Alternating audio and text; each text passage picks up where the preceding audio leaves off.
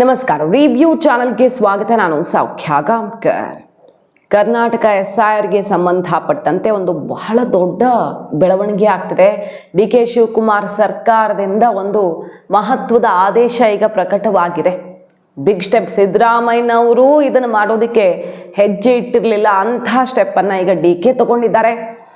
ಅಮಿತ್ ಶಾಗೆ ದೂರು ಹೋಗಿದ್ದು SIR ಪ್ರಕ್ರಿಯೆ ಮತ್ತು ಕರ್ನಾಟಕ ಡೆವಲಪ್ಮೆಂಟ್ಸ್ ಅಲ್ಲಿ ಈಗ ಕೇಂದ್ರ ಗೃಹ ಇಲಾಖೆ ಎಂಟ್ರಿ ಆಗುವುದು ಖಚಿತ ಅಂತಾನೆ ಹೇಳಲಾಗ್ತಿರೋದು.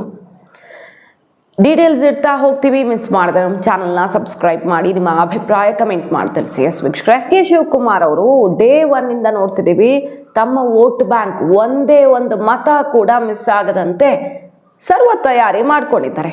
ಅದು ಸರಿಯಾದ ದಾರಿಯಲ್ಲಾಗಿದ್ರೆ ವೆಲ್ ಆ್ಯಂಡ್ ಗುಡ್. ಯಾಕಂದರೆ ಎಲ್ಲ ಮತದಾರರ ರೈಟ್ಸು, ಅವ್ರ ಮತ ಹಾಕುವಂಥ ಹಕ್ಕು ಪ್ರೊಟೆಕ್ಟ್ ಆಗಬೇಕು. ಬಟ್ ಈಗ BJP ಸಿಡ್ದೆದ್ದಿರೋದು ಯಾಕೆ? DK ಶಿವಕುಮಾರ್ ಅವರು ತಗೊಂಡಿರುವಂಥ ಮತ್ತೊಂದು ಬಿಗ್ ಸ್ಟೆಪ್ಗೆ ಈಗ 2 ದಿನ ಮುಂಚೆ ಈ ನಿರ್ಧಾರ, ಮಹತ್ವದ ಆದೇಶ ಆಗಿದೆ ರಾಜ್ಯ ಸರ್ಕಾರದಿಂದ ಅಂತ. ಏನದು?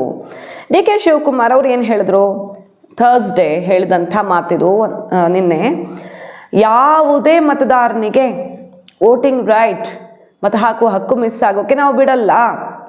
ಎಲ್ಲರಿಗೂ ಕೂಡ ಗ್ಯಾರಂಟಿ ಸ್ಕೀಮ್ಗಳು ಸಿಗೋ ರೀತಿಯಲ್ಲಿ ನಾವು ನೋಡ್ಕೊಳ್ತೀವಿ. SIRಯಿಂದ ಮಿಸ್ ಆದರೆ ಗ್ಯಾರಂಟಿ ಕೂಡ ಮಿಸ್ ಆಗುತ್ತೆ. ಸೊ ಇದೆರಡೂ ಮಿಸ್ ಆಗೋಕ್ಕೆ ಬಿಡಲ್ಲ ನಾವು, ಅದಕ್ಕೆ ಬೇಕಾದಂಥ ವ್ಯವಸ್ಥೆ ಮಾಡಿಕೊಡ್ತೀವಿ ಅಂತ ಹೇಳಿದ್ರು. ಈಗಾಗಲೇ 4.5 ಲಕ್ಷ ಕಾಸ್ಟ್ ಸರ್ಟಿಫಿಕೇಟ್ಗಳಿದ್ದಾವೆ. SC ST OBC ಮೈನಾರಿಟೀಸು ಇದೆಲ್ಲ ಇದೆ. ಅದನ್ನು ತೋರಿಸ್ಬೋದು SIRಗೆ, ಒಂದಲ್ವಾ? ಇಲ್ಲದೇ ಇರೋರಿಗೆ ಈಗ ಪರ್ಮನೆಂಟ್ ರೆಸಿಡೆನ್ಷಿಯಲ್ ಪ್ರೂಫನ್ನು ಕೊಡೋದಕ್ಕೆ, ಪರ್ಮನೆಂಟ್ ರೆಸಿಡೆನ್ಷಿಯಲ್ ಸರ್ಟಿಫಿಕೇಟನ್ನು ಕೊಡೋದಕ್ಕೆ ಮುಂದಾಗಿರೋದು.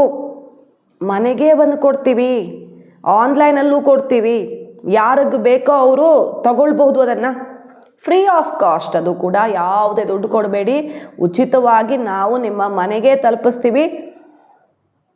ಹೆಲ್ಪ್ ಡೆಸ್ಕ್ಗಳನ್ನು ಕೂಡ ನಿಮ್ಮ ಊರಲ್ಲೇ ಮಾಡ್ತಾ ಇದ್ದೀವಿ. ನಿಮ್ಮ ವೋಟಿಂಗ್ ರೈಟನ್ನು ಪ್ರೊಟೆಕ್ಟ್ ಮಾಡೋದಕ್ಕೆ ಪರ್ಮನೆಂಟ್ ರೆಸಿಡೆನ್ಷಿಯಲ್ ಪ್ರೂಫನ್ನು ನಾವು ಸರ್ಕಾರದಿಂದ ಪ್ರೊವೈಡ್ ಮಾಡ್ತೀವಿ ಅನ್ನುವಂಥ ಘೋಷಣೆ DK ಶಿವಕುಮಾರ್ ಅವ್ರ ಸರ್ಕಾರದಿಂದ ಆಗಿದೆ. ಸಿದ್ದರಾಮಯ್ಯನವರು ಕೂಡ ಪರ್ಮನೆಂಟ್ ರೆಸಿಡೆನ್ಷಿಯಲ್ ಸರ್ಟಿಫಿಕೇಟನ್ನು ಕೊಡೋ ಸ್ಟೆಪ್ ತಗೊಳ್ಳಿಲ್ಲ. ಇದು ಯಾಕೆ ಅತ್ಯಂತ ಮಹತ್ವದ್ದು? ಇದು ಯಾರಿಗೆ ಬೇಕಾಗತ್ತೆ? ಈಗ ಸಾಮಾನ್ಯವಾಗಿ ಎದ್ದಿರೋ ಪ್ರಶ್ನೆ ಏನು, ಎಲ್ಲರ ಹತ್ರ ಇದೆಯಲ್ವಾ? ರೇಷನ್ ಕಾರ್ಡ್ ಇದೆ, ಆಧಾರ್ ಕಾರ್ಡು, ವೋಟರ್ ID, ಸುಮಾರು ಪ್ರೂಫ್ಗಳು ಇರ್ತವೆ. SIR ಪ್ರಕ್ರಿಯೆಯಲ್ಲಿ ಆಧಾರ್ ಕಾರ್ಡ್ ನೋಡಿಕೊಂಡೇ ಫೈನಲ್ ಮಾಡೋಕ್ಕಾಗಲ್ಲ. 2002ರ ಪಟ್ಟಿಯಲ್ಲಿದ್ದರೆ ಓಕೆ.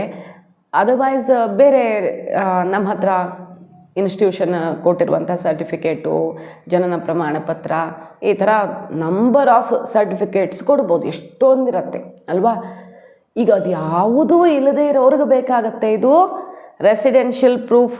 ನಾವಿಲ್ಲೇ ನೆಲೆಸಿರೋರು ಅಥವಾ ಈ ರಾಜ್ಯದಲ್ಲಿ ನಾವು ಬಹಳಷ್ಟು ವರ್ಷಗಳಿಂದ ಬದುಕ್ತಿದ್ದೀವಿ ಅನ್ನೋದನ್ನು ಪ್ರೂವ್ ಮಾಡೋದಕ್ಕೆ ಆ ಸರ್ಟಿಫಿಕೇಟ್ ಬೇಕಾಗತ್ತೆ. ಯಾಕೆ ಈಗ ಅದನ್ನು ವಿತರಿಸೋಕೆ ಮುಂದಾಗಿದೆ ರಾಜ್ಯ ಸರ್ಕಾರ? ಬಾಂಗ್ಲಾದೇಶಿ ಪ್ರಜೆಗಳನ್ನು ಪ್ರೊಟೆಕ್ಟ್ ಮಾಡೋದಕ್ಕೆ ಅನ್ನುವಂಥ ಆಕ್ರೋಶ ಎದ್ದಿದ್ದು ಈಗ ಕೇಂದ್ರ ಸಚಿವರುಗಳು ಮುಗಿಬಿದ್ದಿದ್ದಾರೆ. ಶೋಭಾ ಕರಂದ್ಲಾಜೆ ಅವರು ಅಮಿತ್ ಶಾಗೆ ಬರೆದಿದ್ದಾರೆ, ಒಂದು ದೇಶ ಒಂದು ಪೌರತ್ವ ಅನ್ನುವ ನಿಯಮಕ್ಕೆ ವಿರುದ್ಧವಾಗಿ ಬಾಂಗ್ಲಾದೇಶದ ಅಕ್ರಮ ವಲಸಿಗರನ್ನ, ಅಧಿಕೃತ ಭಾರತದ ಪ್ರಜೆಗಳನ್ನಾಗಿಸ್ತಿದ್ದಾರೆ ಇವರು. ಅವ್ರಿಗೆ ಭಾರತದ ಪೌರತ್ವವನ್ನು ಕೂಡ ಈ SIR ಪ್ರಕ್ರಿಯೆ ಸಮಯದಲ್ಲಿ ಅಧಿಕೃತಗೊಳಿಸ್ತಿದ್ದಾರೆ. ಇಷ್ಟು ದಿನ ಇಲ್ಲದೆ ಇರೋದು ಯಾಕೆ ಈಗ ರೆಸಿಡೆನ್ಷಿಯಲ್ ಪ್ರೂಫನ್ನು DK ಶಿವಕುಮಾರ್ ಸರ್ಕಾರ ಕೊಡ್ತಿದೆ ಇವರಿಗೆ ಅನ್ನುವಂಥ ಪ್ರಶ್ನೆ, ಆಕ್ರೋಶ ಸಿಡಿದಿದ್ದು. ಇದು ಸಂವಿಧಾನಕ್ಕೆ ಬಾಹಿರವಾಗಿ ನೀವು ಮಾಡ್ತಿರೋ ಕೃತ್ಯ. ರಾಜ್ಯ ಸರ್ಕಾರಕ್ಕೆ ಒಬ್ಬ ವ್ಯಕ್ತಿಯ ನಾಗರಿಕತ್ವವನ್ನು, ಪೌರತ್ವವನ್ನು ಗುರುತಿಸುವಂತಹ ಕೆಲಸ ರಾಜ್ಯ ಸರ್ಕಾರದಲ್ವೇ ಅಲ್ಲ.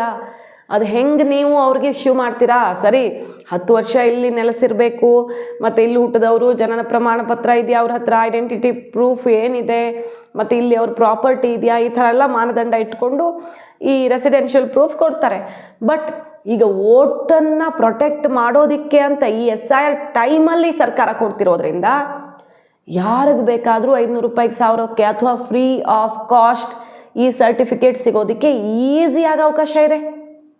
ಆಧಾರ್ ಕಾರ್ಡ್ ಸಿಕ್ಕಿದೆ ಈ ರಾಜ್ಯದಲ್ಲಿ ಮತ್ತು ಸುಮಾರು ರಾಜ್ಯಗಳಲ್ಲಿ ಅಕ್ರಮ ಬಾಂಗ್ಲಾ ವಲಸಿಗರಿಗೆ ಅಂದಮೇಲೆ ವೋಟರ್ ID ಸಿಕ್ಕಿದೆ ಅಂದಮೇಲೆ ಇದನ್ನು ಮಾಡೋದು ಕಷ್ಟನಾ? ರೆಸಿಡೆನ್ಷಿಯಲ್ ಪ್ರೂಫನ್ನು ಮಾಡಿಕೊಡೋದು ಕಷ್ಟನಾ? SIR ಪ್ರಕ್ರಿಯೆ ಟೈಮಲ್ಲಿ ರೆಸಿಡೆನ್ಷಿಯಲ್ ಪ್ರೂಫ್ ಹಂಚುತ್ತಿರೋದು ಯಾಕೆ ಅನ್ನುವಂಥ ಪ್ರಶ್ನೆ ಈಗ ಕೇಂದ್ರ ಸಚಿವರುಗಳು ಎತ್ತಿದ್ದು, ತಕ್ಷಣ ಕೇಂದ್ರ ಸರ್ಕಾರ ಗೃಹ ಇಲಾಖೆ ಮಧ್ಯಪ್ರವೇಶ ಮಾಡಬೇಕು ಅನ್ನುವಂಥ ದೊಡ್ಡ ಆಗ್ರಹ ಕೇಳಿಬಂದಿದೆ. ಕೇಂದ್ರ ಗೃಹ ಇಲಾಖೆ ಕೂಡ ಇದನ್ನು ಸೀರಿಯಸ್ ಆಗಿ ತಗೊಂಡಿದೆ ಅಂತ ಹೇಳಲಾಗ್ತದೆ. ಚುನಾವಣಾ ಆಯೋಗಕ್ಕೆ ಈಗಾಗಲೇ ಅಕ್ರಮದ ಬಗ್ಗೆ, ಮಸೀದಿ, ಸಾಮೂಹಿಕ SIR ಇದ್ರ ಬಗ್ಗೆ ಎಲ್ಲ ದೂರು ಕೊಟ್ಟಿದ್ದಾಯ್ತು. ಧರ್ಮದ ಆಧಾರದಲ್ಲೇ ಮುಸ್ಲಿಂ ಏರಿಯಾಗೆ ಮುಸ್ಲಿಂ BLOಗಳನ್ನು ಮಾಡಿರೋದ್ರಿಂದ ಹಿಡಿದು ಏನೇನು ನಡೀತಿದೆ ಅನ್ನೋ ದೂರು ಕೊಟ್ಟು ಆಕ್ಷೇಪ ಸಲ್ಲಿಸಿದ್ದಾರಲ್ಲ, ಈಗ ಒಂದು ಸ್ಟೆಪ್ ಮುಂದೆ ಹೋಗಿ ರೆಸಿಡೆನ್ಷಿಯಲ್ ಪ್ರೂಫು, ಈಗ ಏನು ಎಮರ್ಜೆನ್ಸಿ, ಈಗ ಸಡನ್ ಆಗಿ ರೆಸಿಡೆನ್ಷಿಯಲ್ ಪ್ರೂಫ್ ಕೊಡೋದಕ್ಕೆ ಮುಂದಾಗ್ತಿರೋದಕ್ಕೆ ಕಾರಣ ಏನು? ಸಿಂಪಲ್ ಆಗಿ ಸಿಗ್ತಿರೋ ಆನ್ಸರು, ಬಾಂಗ್ಲಾದೇಶಿ ಪ್ರಜೆಗಳ ರಕ್ಷಣೆ ಮತ್ತು ಅವರ ಪರ್ಮನೆಂಟ್ ಪೌರತ್ವಕ್ಕೆ ಅನ್ನುವ ಆಕ್ರೋಶವನ್ನು ಈಗ BJP ಎತ್ತಿದೆ, ಆಕ್ಷೇಪ ವ್ಯಕ್ತವಾಗಿದೆ, ದೂರು ಹೋಗಿದೆ. ಹಾಗಾದರೆ ಸಿದ್ದರಾಮಯ್ಯನವರು ತಗೊಳ್ಳೋದ ಸ್ಟೆಪ್ಪು ಇದು ಸ್ವಲ್ಪ ಕಾಂಟ್ರವರ್ಷಿಯಲೇ ಅಲ್ವಾ? ರೆಸಿಡೆನ್ಷಿಯಲ್ ಪ್ರೂಫ್ ಓಕೆ, ಬಟ್ ಅದು ಯಾರ್ಯಾರ ಕೈಗೆ ಸಿಗತ್ತೆ ಅನ್ನುವಂಥದ್ದು ಎದ್ದೇ ಹೇಳುತ್ತಲ್ವಾ?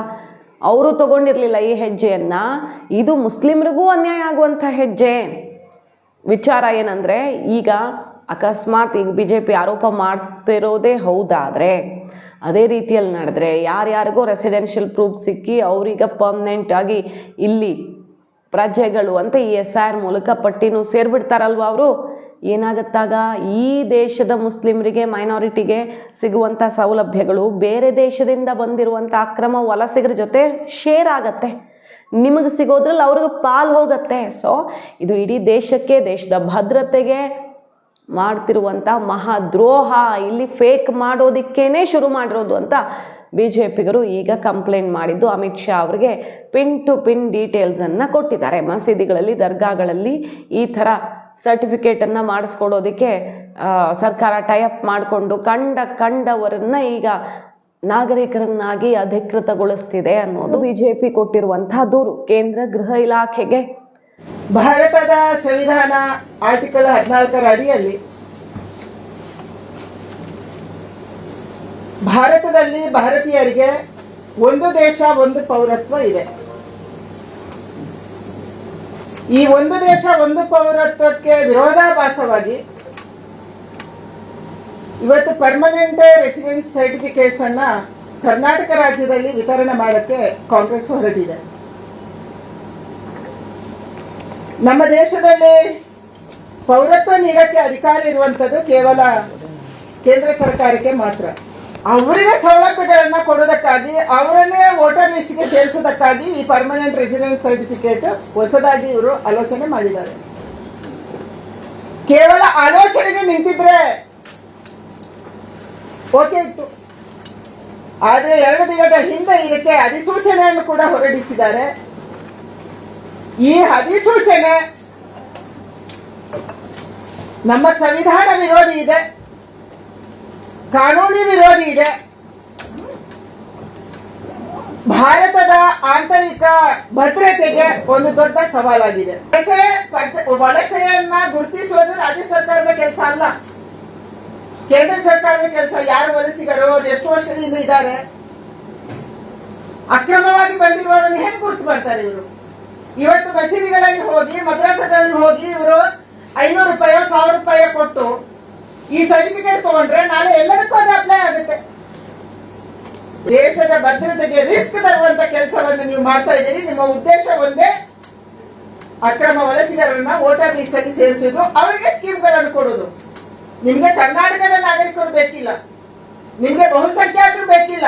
ದೇಶದ ಗೃಹ ಮಂತ್ರಿಗಳಿಗೆ ಕೂಡ ಪತ್ರವನ್ನು ಬರೆದಿದ್ದೀನಿ, ಯಾವುದೇ ಕಾರಣಕ್ಕಾಗಿ ಇದನ್ನು ಒಪ್ಪಬಾರದು.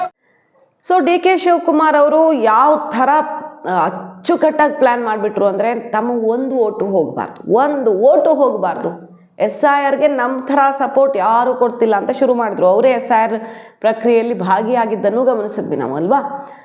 ಅಷ್ಟು ಸಪೋರ್ಟ್ ಮಾಡಿದ್ರು, ಆದರೆ ಅದೇ ರೀತಿಯಲ್ಲಿ ತಮ್ಮ ಓಟು ಒಂದೂ ಮಿಸ್ ಆಗದಿರೋ ರೀತಿಯಲ್ಲಿ ವಿರೋಧಿಸಿ ಕೋರ್ಟ್ಗೆ ಹೋಗಿ ಸದ್ದು ಮಾಡಿ ಮಮತಾ ಬ್ಯಾನರ್ಜಿ ಅವ್ರ ಥರ ಹಾರಾಡೋದ್ರಿಂದ ಏನೋ ಪ್ರಯೋಜನ ಇಲ್ಲ ಅನ್ನೋದು ತುಂಬ ಚೆನ್ನಾಗಿ ಗೊತ್ತಾಯ್ತು ಅವ್ರಿಗೆ, DK ಶಿವಕುಮಾರ್ ಅವ್ರಿಗೆ. ವೋಟ್ ಬ್ಯಾಂಕ್ ಭದ್ರ ಮಾಡ್ಕೊಳ್ಳೋಕೆ ಏನು ಮಾಡಬೇಕು, ಅದು ಇಂಪಾರ್ಟೆಂಟು ಅಂತ ಬೇಕಾದ ಎಲ್ಲ ವ್ಯವಸ್ಥೆ ಮಾಡಿಟ್ಬಿಟ್ರು. ಅದು BJP JDS ಅವ್ರಿಗೆ ಗೆಸ್ ಮಾಡೋದಕ್ಕೂ ಆಗದ ರೇಂಜ್ಗೆ. ಈಗ ಇನ್ನೊಂದು ಬಹುದೊಡ್ಡ ಸ್ಟೆಪ್ ಆಕ್ರೋಶಕ್ಕೆ ಗುರಿಯಾಗಿರೋದು ನೋಡಿ, ಮೊದಲು ರಿಪೋರ್ಟ್ಸ್ ಇದ್ದಿದ್ದು 80-90 ಲಕ್ಷ ಮತಗಳು ಡಿಲೀಟ್ ಆಗುತ್ತೆ ಕರ್ನಾಟಕ SIR ಅಲ್ಲಿ ಅಂತ. ಅಂದರೆ ಮೇಲ್ನೋಟಕ್ಕೆ ಎಲ್ಲ ಚೆಕ್ಕಿಂಗ್ ಶುರುವಾದಾಗ, ಆರಂಭಿಕವಾಗಿ ಪ್ರಾಸೆಸ್ ಶುರುವಾದಾಗ 80-90 ಲಕ್ಷ ಹೋಗುತ್ತೆ ಅಂತ.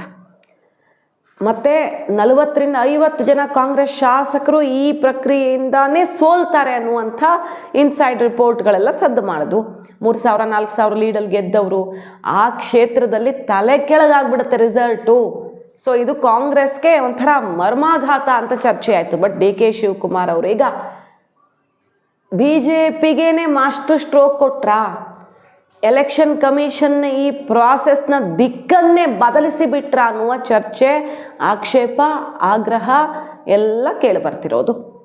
ಒಂದು, ಅಲ್ಪಸಂಖ್ಯಾತರ ಸಂಖ್ಯೆ ಹೆಚ್ಚಿರೋ ಕ್ಷೇತ್ರಗಳಲ್ಲಿ ರಾತ್ರಿ 500 ಓಟ್ ಇದ್ದಿದ್ದು ಬೆಳಗ್ಗೆ 600 ಓಟಾಗಿ ಚೇಂಜ್ ಆಗ್ತಿದೆ ಅಂತ BJಪಿಗರು ಆರೋಪ ಮಾಡ್ತಿದ್ದಾರೆ.